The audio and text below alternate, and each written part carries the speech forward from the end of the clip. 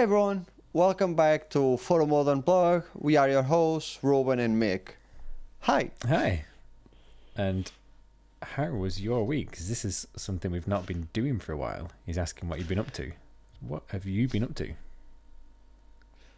Okay, I finished the DLC for Midnight Suns. Didn't like the last chapter, but I did finally start HiFi Rush after our first try with it.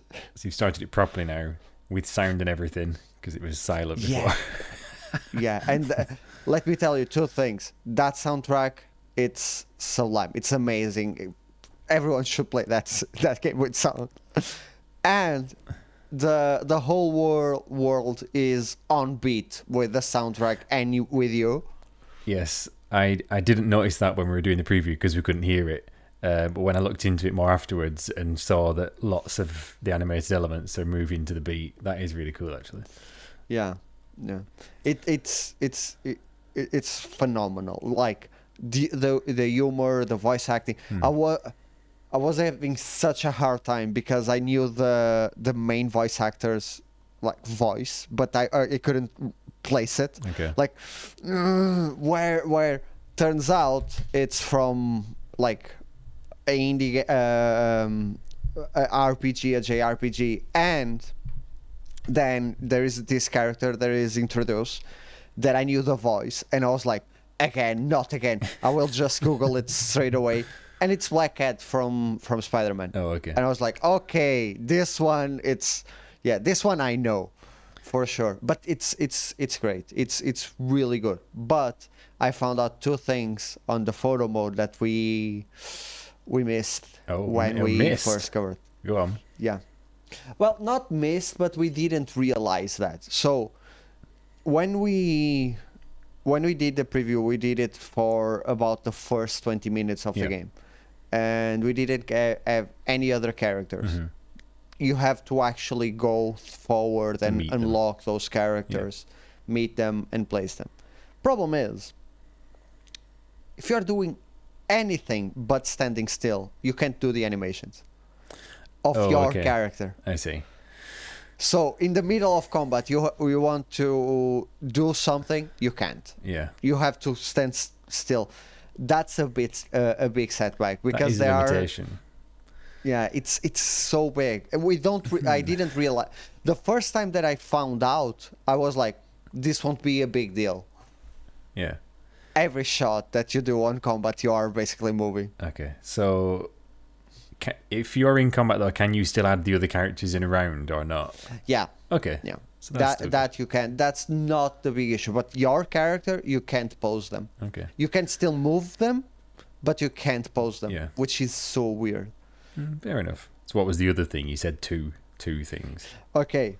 Remember how there is an option to put the filters on the character and the filter on the environment.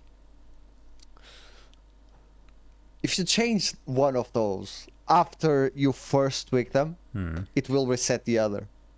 Oh, okay. So if you try a preset on either, it resets both. Yeah. But is it okay though if you don't touch the presets if you just manually edit each? Yeah. Okay, that's fine. But you will want to, because those aren't just filters. It's the way the colors are being rendered. Yeah. So, for instance, if you want something more vibrant and you don't want to mess too much with the saturations, you might go with a specific preset and then go for the saturation. Yeah. But you can't change them. So you can't match the presets from the settings. Is that what you mean? I see. Yeah. Okay. It's a bit weird. Then there is I think it's blending mode that you can change, and that helps a lot. But it's finicky. Sometimes you want, like, even if you want let's pretend that you want the environment to change the environment, you won't be able to just change the environment because as soon as you open the filters, everything changes. There is no like preset that matches the game exactly. Right. unless you don't use any filters. Yeah. It's That's the kind of thing that happens in Photomodes quite often, where you've got to work around the implementation to some extent. yeah. And you get used to it once you get familiar with the how you achieve what it is you want. But it doesn't help with experimentation like that, does it? Oh well. So that actually gives me the chance to tell you what I've been doing this week, because it's quite similar in that I've been playing Sifu. Two reasons. One, I've owned Sifu for ages and not actually covered it, not really tried it. Secondly, it's coming out on PC. It came out on PC 1 day ago. It came out on Steam. It was already on. I thought it was already on Epic. Steam and Epic. I thought it came out on both, but it's on Xbox as well. Either way, the release was on Xbox just this week. So weirdly, after having tried to get a key for it originally for the PlayStation release, I got nothing, and then both the studio and the publisher sent me a Steam key this week. But I was already doing the coverage anyway, so I've been playing it on the PlayStation. The reason I brought that up is because you just mentioned that about being able to pause the character, or rather not being able to pause the character when it's in combat. Sifu is exactly the opposite of that. You can, no matter what your character's doing, you can swap the pose and animate the pose regardless. So in the middle of combat, you can change him to to like a stoic stance, or if you're just walking, you can put it into like an action pose and rotate them. You can't move X, Y, or Z, but you can rotate them on the spot, and you can scrub through like sort of 5 to 15 frames of the animation. But that you can do it in the middle of combat. So, I'm pretty sure that's new. The moving, it wasn't there at launch, was it? I don't know, because I didn't play it at launch. It's not on all of the poses. It's on like 6 or 7 poses. I'm pretty sure it wasn't there. Right. Well, they keep That's updating. cool. There's some new filters have just been added as per this new update. Ooh. But it's good. Yeah, it's. I loved Sifu. Again, the art style. Yeah, the art style's fab, I'm loving HiFi Rush so much that I might try and look for more games with the last time I was saying that Virtual Surf is very much photorealistic, and I might like try to change that on my end. Yeah. Like try Sifu. Midnight Suns is not really photorealistic, it's more cartoonish. So I might go and like have a section of my post be like different art styles, and Sifu fits that very well. Yeah. I mean, I have not played a photorealistic game for quite a while actually, because it's like Sable, Season. What's the other one I've just played recently? I forget now. But yeah, I like, apart from Gran Turismo, but other than that, everything has kind of been either cell shaded or. Did you see that they updated Gran Turismo again today? Today, yes. I tagged you on a thread about the updates. You are never going to stop playing that game. Well, I still haven't, but I'm glad that they've added the Porsche 959. That's one of the all-time classic, great car.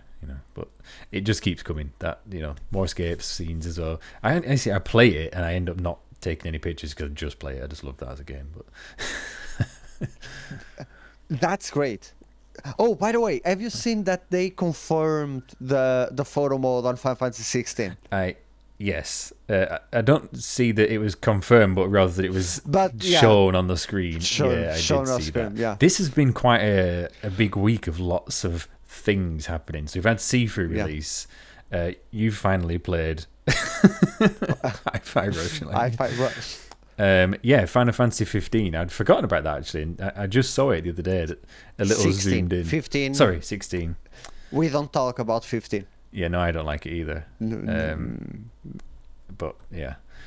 I mean, I hope it's better than 7 remake Intergrade, whatever the hell it's called. It's really hard to be worst.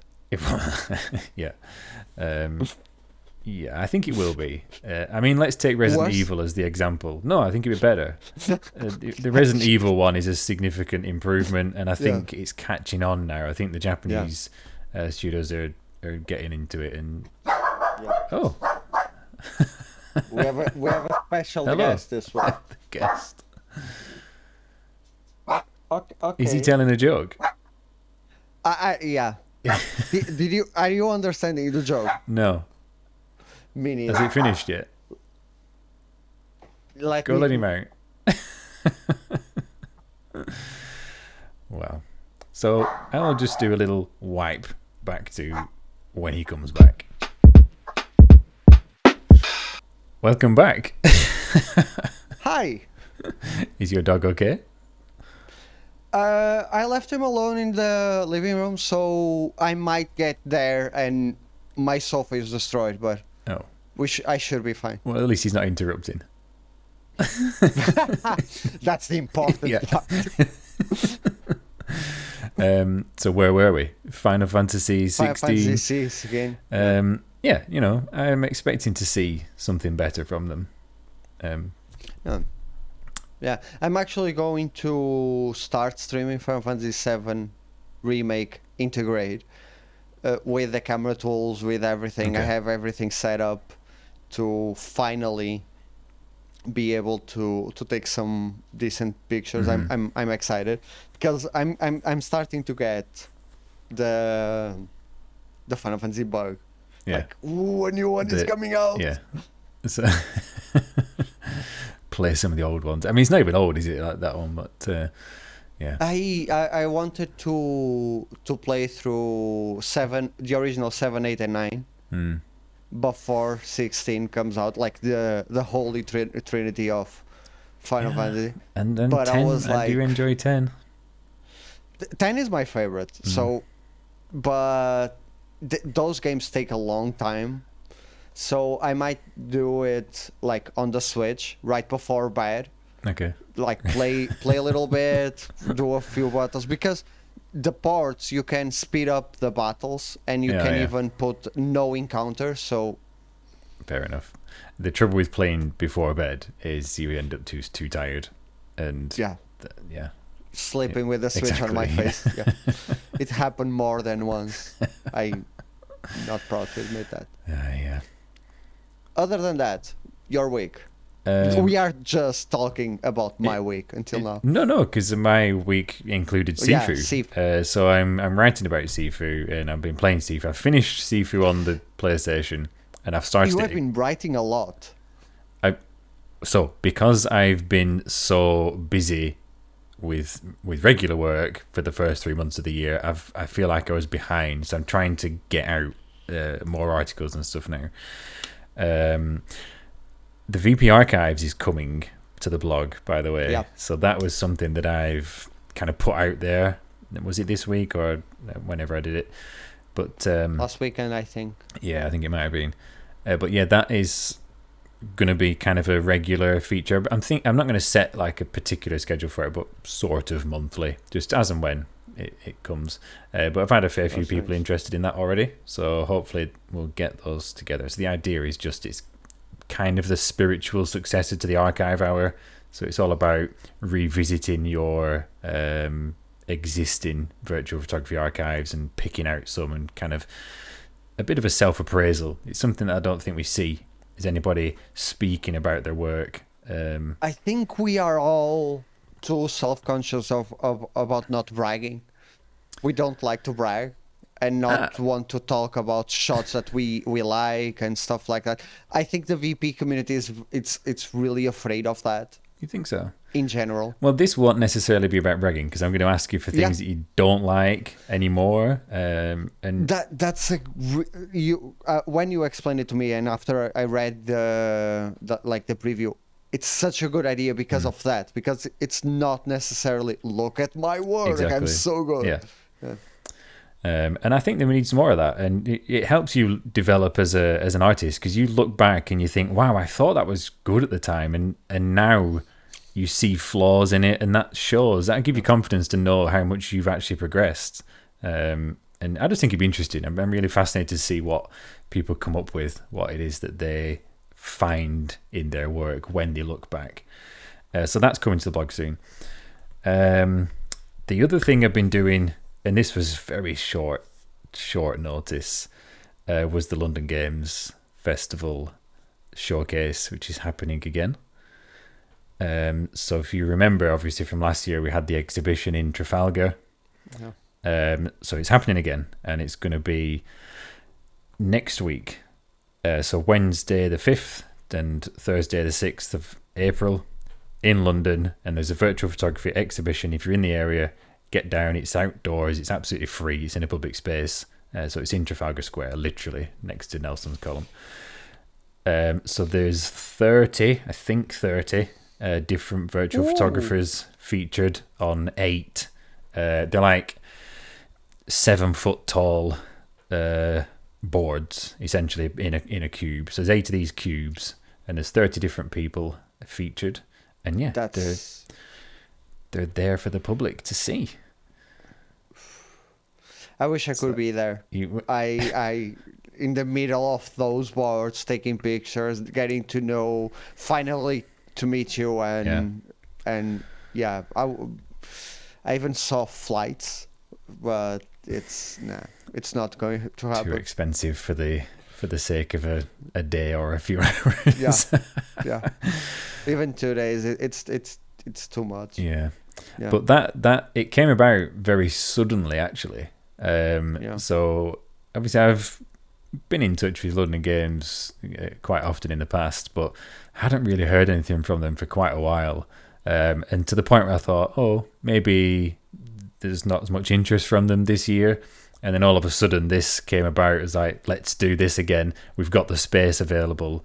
Because I think that was a bit last minute, in terms of the space being there for them. So they didn't think they were going to have the chance, really. So yeah, we were just trying to do like a quick fire flash event.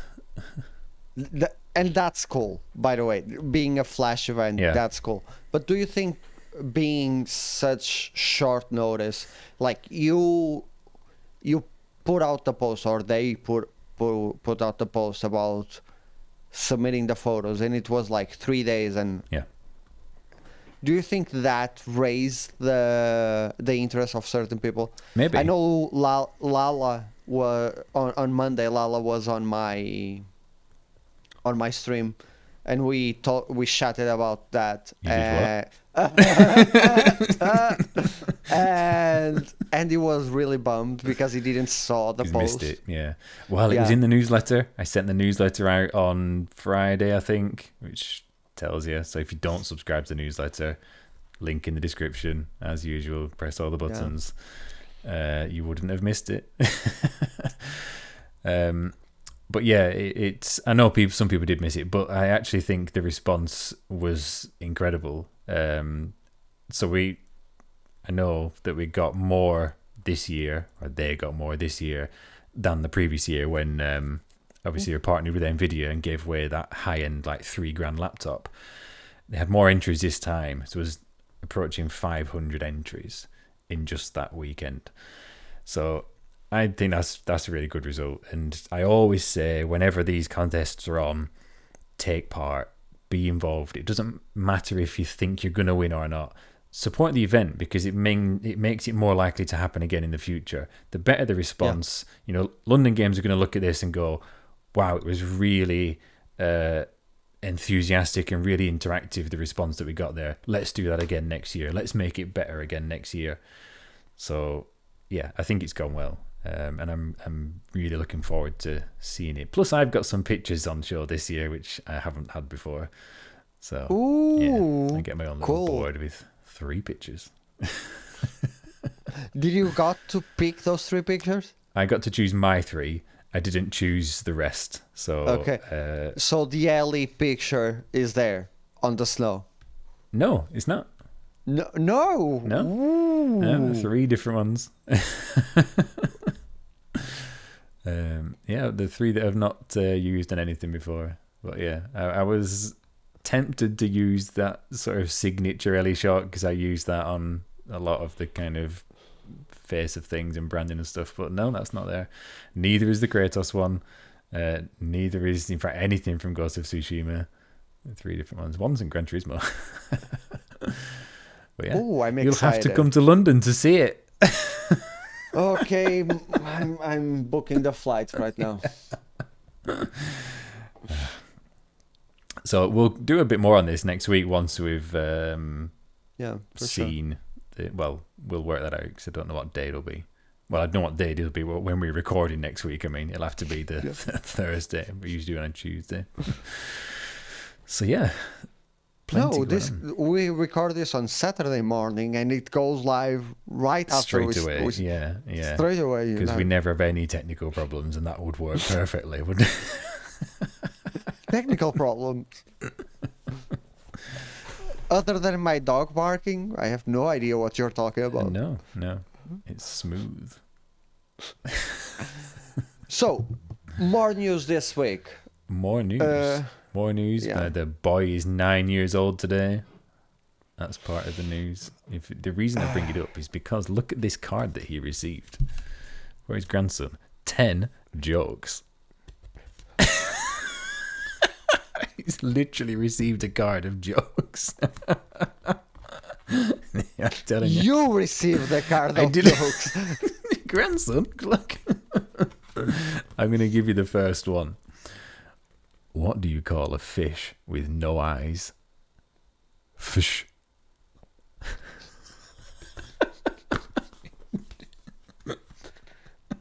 I like grammar-related You do. jokes.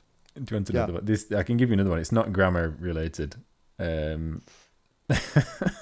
me choose one. What do you call a sheep with no legs? That is, what do you call a sheep with no legs? A cloud.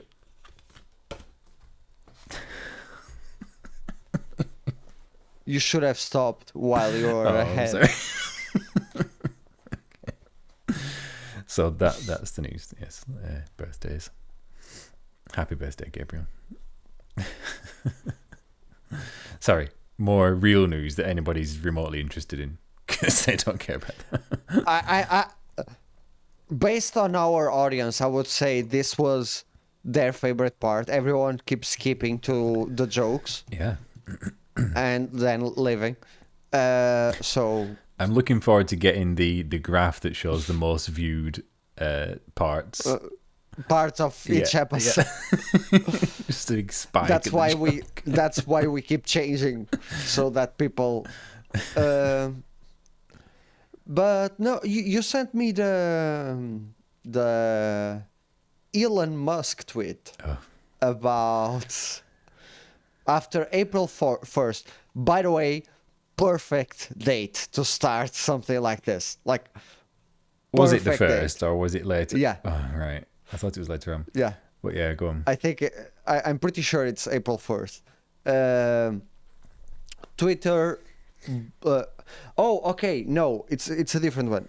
After the first, blue accounts that don't pay either will start paying or they will lose the badge, no matter who it is. Yeah, I saw William Shatner complaining about it or saying, "What the hell is this?" I'm pretty sure most people won't pay. Like most verified users won't pay. I saw an article, and I can send you this one that a study was made, and they proved that most Twitter Blue subscribers have under 5K followers, so they don't have a community built around them. They actually, and I super agree with this, only buy the badge to feel important. Yeah. To like. Well, it is. It's it's got nothing to do with, like, his justification for this is it's the only way to ensure that they're proper people. It's like, and not bots. But that, I think it makes impersonation more likely. Like, you just verify, you get a blue tick. So it's not verified at all. It's just paid for. It's simply that. It's a premium Flickr Pro, I guess. But you just make a new account called the real whatever person's name and give it a blue tick, and what the hell? That... Okay, so Twitter terms of service actually bans if you are pretending to be someone else. But I've seen some people talking about the fact that you can train a bot to basically buy the verified. It will only cost $8 a month, and they can scam people on different ways. You do get some stuff out of the verified. You have features like longer videos, longer tweets. Yeah. As soon as I see a tweet that says read more, I skip it. So you get the option to edit your tweets. That's the one I would like, to be honest. Yeah. Even if it was just for a period, like 15 minutes or something, because you only made to make a simple typo, you think, oh, damn it, and you delete it and retweet again. That is annoying. And based on his last tweet about this, starting next month, you will be, if you buy the blue tick, you will show on accounts that might interest you, and that's a big. Well, there's two parts to it, isn't there? So, and this is the reason I think this is relevant to the virtual photography community, because Twitter is a big place where virtual photography has kind of been nurtured. It's where a lot of the community stuff has grown, and it's always been a good way to discover more virtual photography, to find other people who are doing it. There's lots of the community accounts on there, etc. And the two parts of it was this recommendations in who to follow. So only Twitter Blue accounts will be recommended for who to follow. Yeah. And that For You column, the selected column of content that's supposed to be tailored to your interest, will only show Twitter Blue accounts. Have you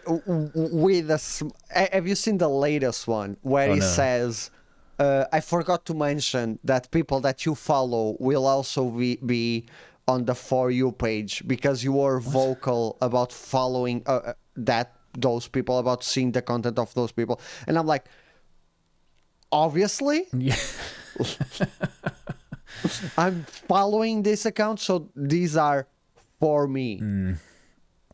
Like, I just don't get, like, honestly, I don't get, like, I don't think he knows what he's doing with it. I don't see where it's going. Well, he's trying to find ways to monetize it, obviously. But I don't think he's got any logical approach to make it better. It's all just bullshit as to why he's making a case for what he's doing. But people still buy it. That's the problem. And the number of Twitter Blue users have been increasing. Yeah. Because of like what you said. Because people, there's always those willing to pay to be heard more, or to perceive that they're going to get more interactions. I think there's some truth in it as well, because I've definitely seen, not so much in first tweets, but I definitely see more replies from people with a blue tick. As in, there's certain accounts who've got a blue tick and their replies are always shown on my For You feed already. And I think, and I ignore them. I go one step further, and this is the first time that I'm going to admit it in public, but I mute those accounts. Oh, good. If I see it's a blue subscriber, I just go and mute them. Yeah. Do you know what? I nearly tweeted a question when I saw the For You thing, saying, so how about you use the For You to simply find a list of accounts to mute, and then what happens? Does the For You become empty? But I guess it'll find new ones.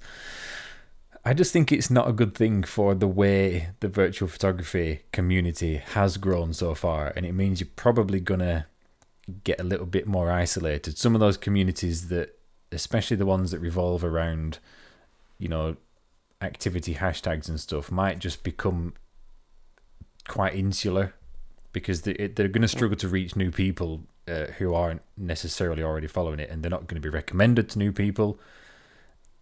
I just think it could be detrimental.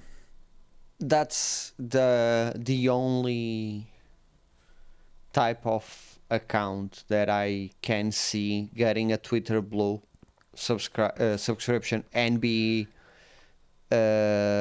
Justified. valuable to them, justified to them. Like, and it's so unfair to them and to people that want to support them. It's I don't know, either that or the good old hashtag with the name on them. So let's pretend that I do a hashtag virtuacam. People will think, oh, what's this hashtag? And they will click on it and go and see that it's connected to an account. That's the only way that I can see. Now it justifies that the hashtag needs to be the name of their account more than ever. Yeah. I think actually if I did see the community accounts choosing to subscribe to Blue, I wouldn't begrudge them that actually. And I wouldn't feel I'm muting you because of that. I know what you're saying, I'm muting these individuals because it's the I shout the loudest type approach there. I'm more important. You should see everything I post. Yes, no. But because what the community accounts are doing is sharing the work of others, that could definitely work. Yeah. Let us know if you're involved in a community account and have considered or are against this. Let us know in the comments. I'd like to find out that whether they've. For sure. That's one thing that I'm curious to see what the future holds for that specific type of accounts with Twitter Blue. And if this picks up, there will be different tiers: Twitter Blue, Twitter Gold, Twitter whatever. I'm sure of it. If this picks up, it's going to be crazy because it won't stop. It's like you want to see your pictures 4K, you have to pay a higher subscription. Yeah, don't. Okay. I've been in touch with Elon Musk, and this idea was pitched. I'm sorry. Yeah, in return for a free Blue subscription. But instead of saying subscribe, it's the other way around. It might be notable or not. Yeah. I mean, I have no intention of supporting it, to be honest. I've always been Go on. I would rather have it that my pictures aren't seen by anyone that doesn't follow me than subscribe to.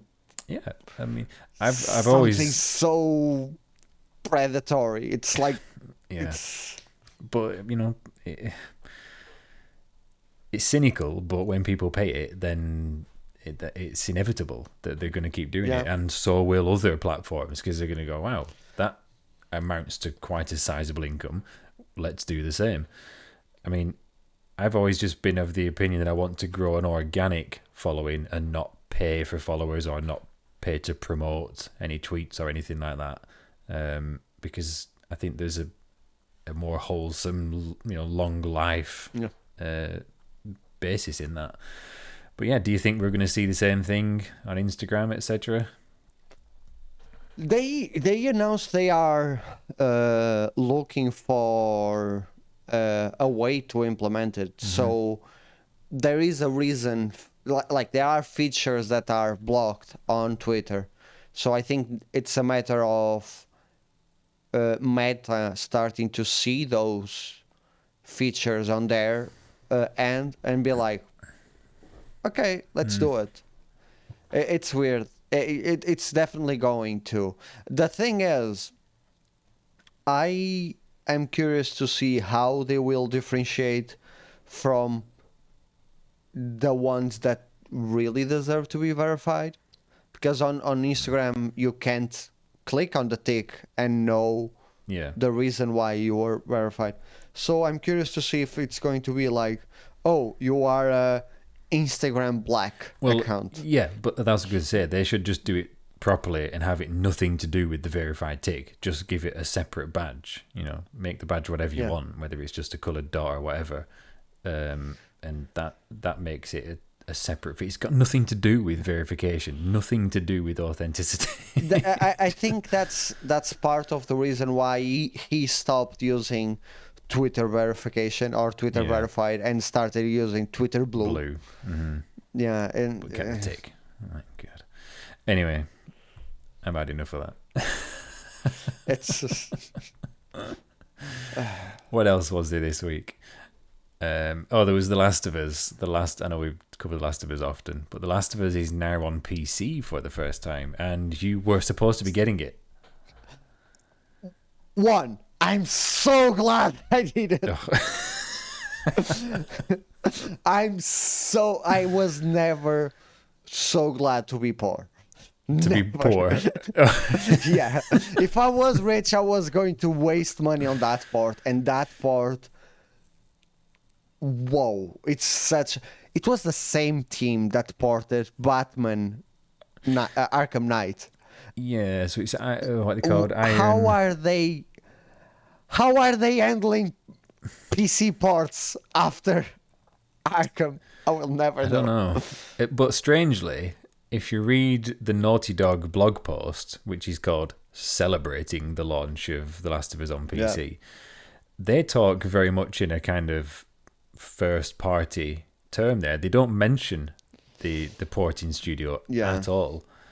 And they very much talk about we and us and getting this right and took the extra time to get it perfect.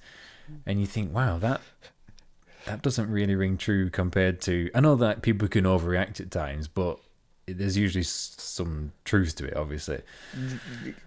Yeah, it doesn't seem like a good I don't think this time is a overreaction. Like, have you seen how Joel looks in low settings?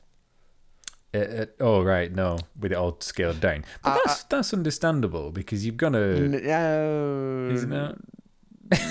Like the PS3 version looked so much. I'm going to send you a picture of it, and you will laugh. But yeah, it's not just that. Even the recommended settings that they put out, if you have that, you can't run the game properly.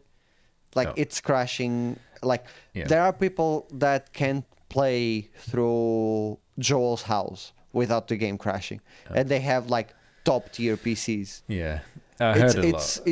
It's a really bad port. Yeah. That being said, they added something to the photo mode. They did. Yeah. So poorly optimized, and hopefully, I think Naughty Dog, they've addressed it already, haven't they? They've said that we're going to look into this. So hopefully that will improve. I'm sure, because Naughty Dog standards are up there. So. I'm pretty sure that it's going to be No Man's Sky kind of story. The game comes out poorly in a year. It's a great game to play, and that's what I'm going to do. Wait a year to play the Last of Us Part 1. Yeah.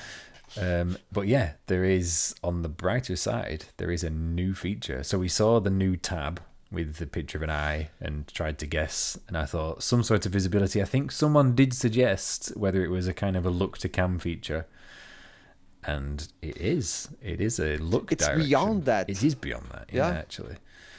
Do you want to explain it? You do a better job at explaining. Well, yeah, you do. I haven't got it, you see, so I'm going to have to refer to what the thing is. So it's called gaze direction, which infers just eyes. So it isn't quite like Death Stranding, for example, where you can turn the torso, head, and the eyes in Death Stranding always let me down because all they do is look at different points on the corner of the screen, and when you're far away, that's indistinguishable, basically. But this is gaze direction, and not just to camera. That's what I was expecting, is look to camera. But this is a slider, which literally... Do you remember Action Man figures? Oh! With the little on the back of the head. What a It's- blast from the past. It's like that. Joel is now Action Man, and you can move the eyes left to right and up and down with a couple of sliders. There was a PS1 Action Man game that was inspired by GTA 1, Okay. the first GTA. Look it up. It's great. I played that game to that. It's such a great I've game. never seen that. So, I mean, yeah, great new feature, but again, a novel way of doing it. Like we said on, I think, the last one, when Naughty Dog do, unlike the port itself, when they do something, they tend to do it with a certain finesse, and Yeah.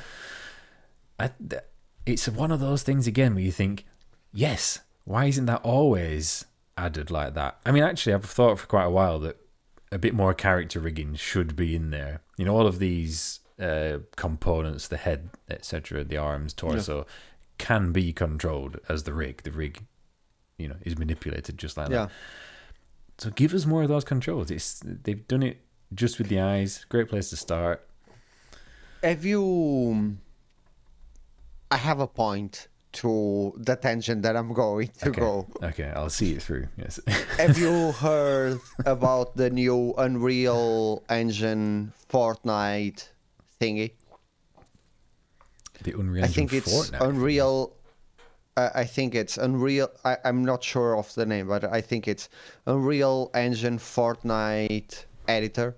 So, but it's basically, so it gives you Unreal Engine, but easier to control and with Fortnite presets. Okay. So it's kind of like Dreams, but with Fortnite.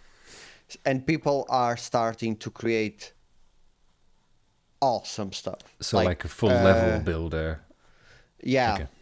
Yeah. And then you can like use the vehicles of Fortnite, use the gaming components of Fortnite. Of course, Slam is playing that a lot, and he sent me some pictures, and it's you basically have control of everything on the level. So the light, the background, the character, the way the character moves. It's such a dream for like. He sent me 3 that I was like, there's no way this is Fortnite graphics. Like it's pretty cool. And I wish we could, not so much the level, but like editing the character like that. Yeah. Like what they did with Ratchet and Clank, where you had different poses depending on the weapon that you're using. If they had that, and then you could like change the angle of the weapon, change the angle of where the character is, that would be so cool. I still to this day think Death Stranding is one of the best Photomodes because of that. Yeah. Such a cool feature. I mean, so that is the kind of thing that you do if you're working in engine, you know, in say a rendering environment. And it's really all about, because a photo mode is a consumer product, and it's really all about taking that kind of complicated environment of working in engine and making it a user friendly with a nice graphical user interface on the front of it and all of that. But little ways like this and Death Stranding as well, you know, where it's not full rigging, but it's using main articulations and just giving you a slider to control that. That's the way to do it. That just to sort of feed it in incrementally, and you know, if you just added exactly the way that The Last of Us is doing with the eyes, you could do that with the gun aim. Even if it's just within a certain range of degrees, you know, you could give say a 90-degree angle up and down, left and right. Maybe if you could rotate the character as well, that gives pretty significant freedom. I got today, like right before we started recording, I got a shot on HiFi Rush where one of the characters that you meet has a gun, and because you can control the X, Y, Z angle, I basically she put her clipping down the ground, and it looks like she's aiming at the enemy because of that. Right, yeah. Because it would be impossible without that. If it was just a pose, it would be completely impossible To to align. make that effect. Yeah, Yeah. to align perfectly to make that effect.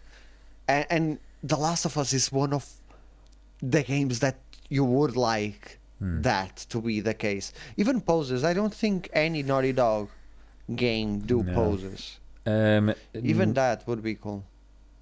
Part 1 has frame advance, but it doesn't have preset poses. So you can cycle through the either the action or the idle animation. But yeah, there's no poses. It's getting there though. We're seeing more and more sort of ventures into it. They're getting a bit more brave. Do you think we will get a photo mode on? We are talking again too much about The Last of Us on factions too. The multiplayer. I'm gonna probably guess not. Okay, so They compared it to The Division. The Division is a multiplayer game with a photo mode. So yeah, I mean, so is Ghost of Tsushima Legends, Strange Brigade. You probably haven't played Strange Brigade, have you? No. So it's a bit like an old Indiana Jones vault hunting type thing. And you can play it solo or in a group of 4. And we'll do an episode about the implementation of Photomode in multiplayer games and ways that it has been done and ways that do and do not work. Basically, the way Strange Brigade went was just to not freeze the game. Ghost of Tsushima is the opposite, where it freezes the game for everybody as long as you've got the option selected at the start. Yeah. So we'll do an episode on that. Yeah, that seems interesting. Yeah, it will be a learning experience for me because I don't play multiplayer games. Cool. Let's do it. Shall we leave it there then? It's been a busy week. Yeah, it's been such a busy week. We could do. They would do us a favor if the internet would give us more photo mode related topics every week. Yeah. Make things happen each week, and then these episodes become much easier. And maybe even more interesting for you. So, there you go. Okay. Let's say goodbye. Let's say goodbye. Let's say goodbye. Bye.